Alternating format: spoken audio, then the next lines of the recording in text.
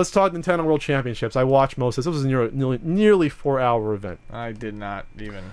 I'm going to try to condense this into summary versus breaking it out.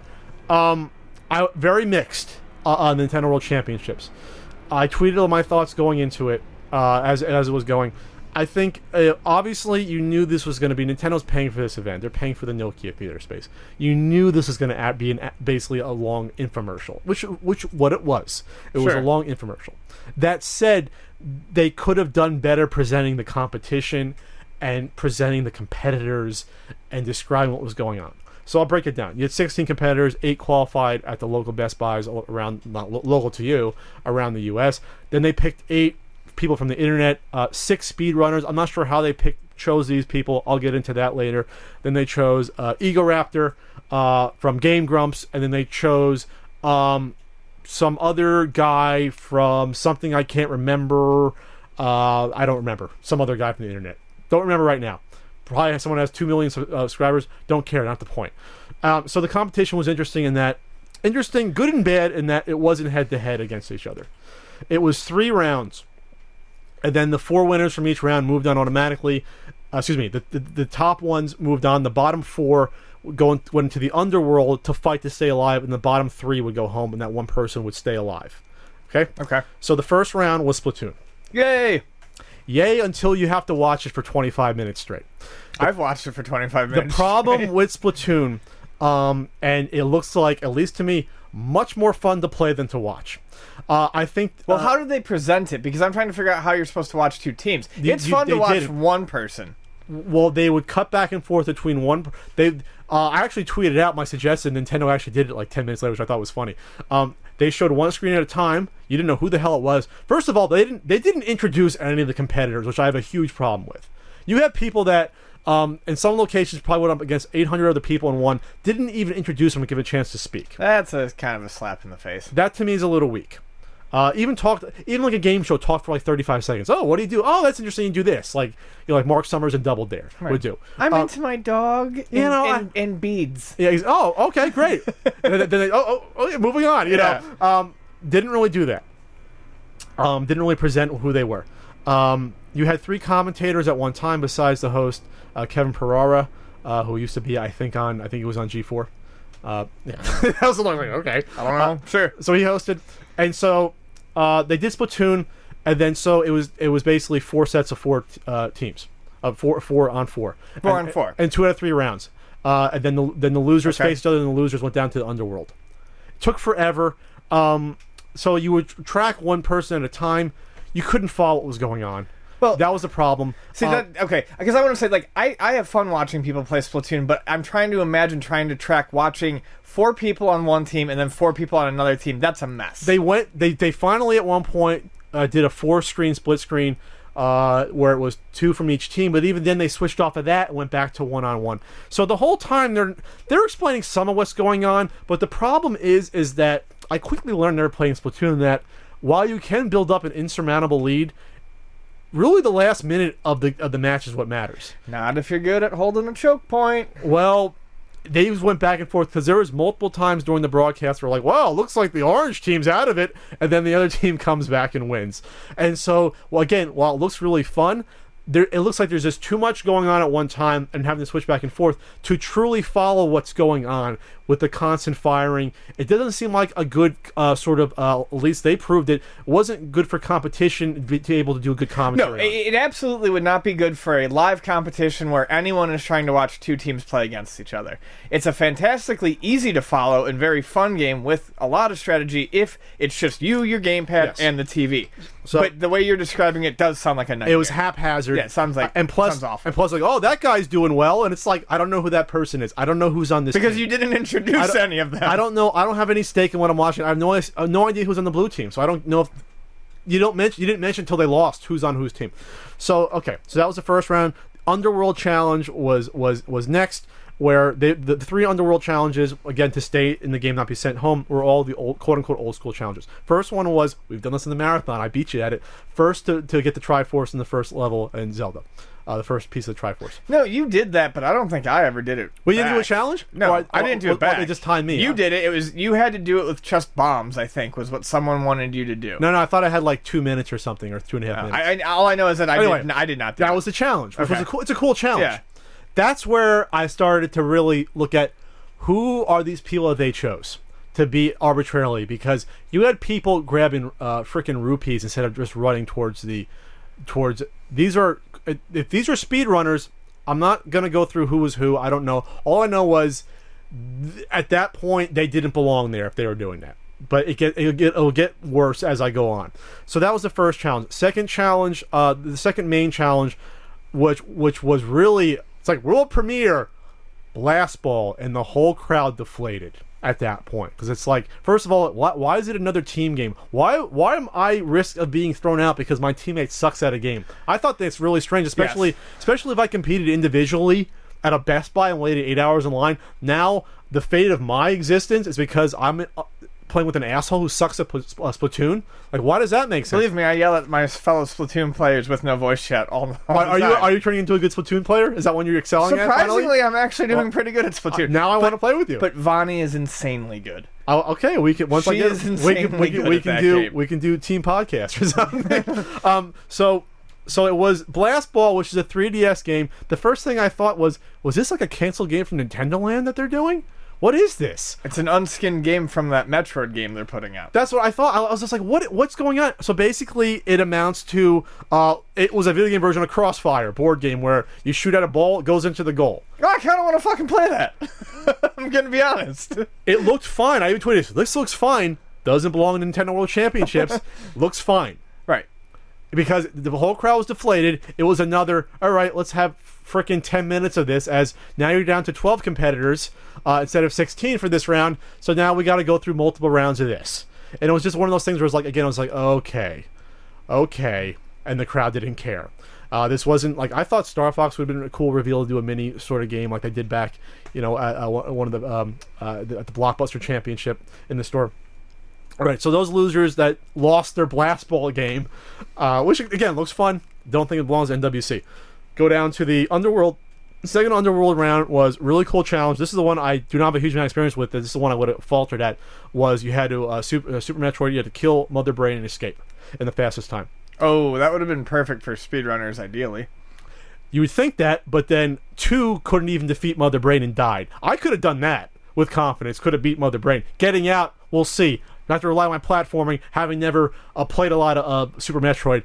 So 2 guys almost made it out, and then 1 made it out and won. That was actually the most exciting part of the up to the end. The most exciting part of the entire. That kind of sucks though, because it came down to the one who lived, not like. Are we gonna come down to a game of seconds? Well, two didn't even kill a Mother Brain, which to me was like, well, you could even. I mean, it's not extremely hard to kill Mother Brain, is it? You could jump and shoot missiles and stuff, right?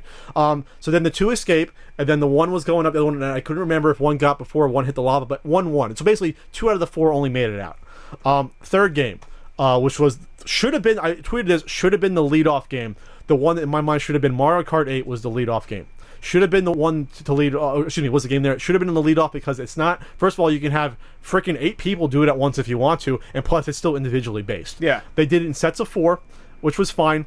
But then they did a cool thing, because now you're down to only 8 remaining sets of 4, and then it was 3 races for each set, and then it was the highest number of points overall for all 8, which is probably the most fair way you can do it. Explain that again. So 3 cups, you mean? Oh no, you do 3 races. 3 races. 3 total races. Just races. Just 3 races. For one set of 4 and the other set of 4, and then it just compiled the number of points, and so the top, I think 4 or 5 moved on from there. Top 4 moved on. Does that make sense? So 4 people raced and 4 people raced at separate times. Yes. Okay. 4 against each other, then 4 against. Oh, I get. Okay, they're not racing each other necessarily. They're racing for points, total points. So then the top 4 out of all 8 moved on. Okay, gotcha. Which is the most fair way to do that. Yeah. Exciting races. They did 200cc. Then, ooh, I'm stuck at 200cc. I probably that's where I up to this point, if I'm thinking to myself, I would have done pretty well at this tournament. to there, I'd be like, unless I fucking caught on really quickly, I would have been, if it was 150cc, I would have done well. 200, I probably would have been skin of my teeth. Probably would have taken until the second race to get used to it. Might have made it through. But I definitely would have made it through the Underworld for the third one, because you know what it was? Balloon Trip. Oh, yeah. And this is where I got annoyed and angry. Someone actually tweeted me that, because I was like, I can do Balloon Trip. I mean, I usually flub it on the marathon, but I always do. But I mean, I can play that, and you can. We've done it on no sleep. I've done Brank 1, not getting killed, no sleep. Yeah. They fucking sucked at Balloon Trip. They were getting knocked out within seconds at first. No. I'm not joking. No. So at this point, I'm like, okay. I understand if you never saw. I would have had probably problems with Super Metroid. I understand that. You're not going to know every single game, but to not have the competency to last even 10 seconds at Balloon Fight shows me. First of all, you never played the game before in your life. It's like a 1.5 button game when you're playing Balloon Trip. Second, you don't have the dexterity to master. Even not saying you got to survive all the way through. You couldn't even master it for even 30 seconds or a minute to last. I'm like, okay, I have reservations. Now I had reservations about who they chose, Nintendo, to show up to this competition, who they handpicked. I was sort of like, okay, I knew I could have kicked ass. So what they had to do with Balloon Trip wasn't even the one that lasted the longest. Otherwise, the game would have lasted literally 15 seconds before 4 of them are basically gone, just about. I think they took the highest overall score from your 3-minute run. So if it was me, I probably would have died once in a minute. Then after that, would have lasted until the end. And if the score keeps going, then that's fine. So you can play for 3 minutes, and the highest score is the one they take. So obviously, you don't die. You're going to score higher because you keep going, grabbing the balloons, and you get whatever 10 points a second, whatever it is, until it increases. I'm going to edit this back in. We forgot that there was Smash Brothers Melee. Excuse me, Smash Brothers Wii U. Oh, right. Okay. There was Smash Brothers Wii U before people kill us. Jesus. And I'll just comment on this. It was team based, right? They did team based. No. It was. I think it was the top. There was top winners of the 8. That was right before the final knockout. The top winners score overall. But they added in something that was strange. I guess last year at the Treehouse thing, Reggie challenged in an offhand way. He said, "I'm going to kick your ass to a good Smash Brothers player." So they had Reggie come out. Fizame. Crowd loves Reggie. Who doesn't? And then he played against this guy who's, I guess, a professional. He said he's an engineer, and they had a match. So you figure, okay, this will be entertaining. They basically did it to show off Ryu being it was an advertisement to show off Ryu being a downloadable character, which I can talk about that on its own, how I think that's weird, but whatever. It's cool. You can download Ryu and play him as a character in a Smash Bros. Game. The problem is that, obviously, Reggie had never played a game of Smash Brothers in his life, and hadn't even prepared enough to put on a show at there. We're talking he got knocked off and didn't know how to jump up to get back on the platform. I'm not talking he didn't know the advanced moves. I'm talking he didn't know the basic moves that you should know within playing the game for 5-10 minutes. So it just came off kind of weird, and there was a really bad, awkward moment at the end that some people got bent out of shape over. I thought it was just weird. I thought it made both this guy and Reggie look bad. At the end, at the game, in a spirited, kind of funny way, this guy, probably a 30-year-old guy, said to Reggie, in front of everybody, he said, "You suck at Smash Brothers," to Reggie Fils-Aimé on stage. And the crowd's like, "Oh!" And then Reggie was taken aback, I think, honestly, and he actually said, "Well, you play video games for 16 hours a day. I basically run a company." Oh. Which was kind of an ugly statement to say to millions of people that play a lot of video games. Kind of sort of a dickish move from both of them. I hate to say it.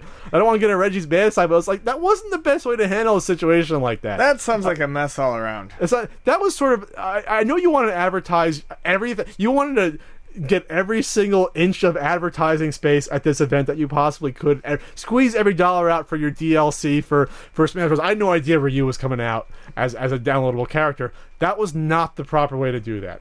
That's just my thoughts on that. And so at this point, I sort of tapped out for a number of reasons, because obviously this was a huge advertisement for Blast Ball, but a huge advertisement for Splatoon, which just came out, even though they didn't need to advertise Splatoon. And then you were advertising, obviously, Super Mario Maker. They were really fun levels, the Super Mario Maker levels. They were fun. The guy who won, Johnny Number, Giant numbers. Yeah, I did see that. Sounds like he's a member of the mafia somewhere. I love that name. Giant numbers, right? You know, he's running the numbers in the back. Did very well. Figured out a lot of it. Some of it, some of the commentators have said, looks like he's played this before almost, from how well he had the instincts for it. Nice. To know what probably would occur if he jumped and then knocked off one shell. He knew enough to do it. Not that the other guy was bad, but he was obviously just tops. So he wins. He gets a cool gold trophy. Runner-ups gets assigned Miyamoto 3DS. Don't really talk to the winner at all or loser. And there you go. There's your 4 hours gone from the Nintendo World Championships. Well, I'm glad I didn't really tune in. So I have issues just because they really did little to connect it to the original. Besides having the same logo, they had Thor Ackerlund and Jeff Hansen, two of the winners, show up, and Thor Ackerlund did show up. They literally flashed them in the crowd for literally 4 seconds, and that was it. So they didn't really. There was no historical context that I liked. That they not saying you have to dwell on the original competition, but the original Nintendo World Championships in 1990 was more of a, I want to say, I hate to be cheesy, it was a gaming and cultural celebration. They weren't games that they were showing off for the first time. They were games that the kids loved. Now, obviously, Nintendo was making money off of the Power Fest. They were charging admission to get in. But that was a different feeling than this. This was, like I said, just an infomercial. Yes, was it cool Nintendo did it? Of course it was cool. They did not have to do this. But Nintendo got their money's worth in pushing the games they wanted to push. That was the issue I had with this overall. Yeah. Okay. I mean, I'm not sure what else you can say about it besides that. I'll see you in 2040. I'll be in a wheelchair. And then, maybe I'll qualify for that one. Yeah, I just think, I guess my biggest problem with it, just from hearing about it, is the larger focus on team-based gameplay to eliminate some of the contenders.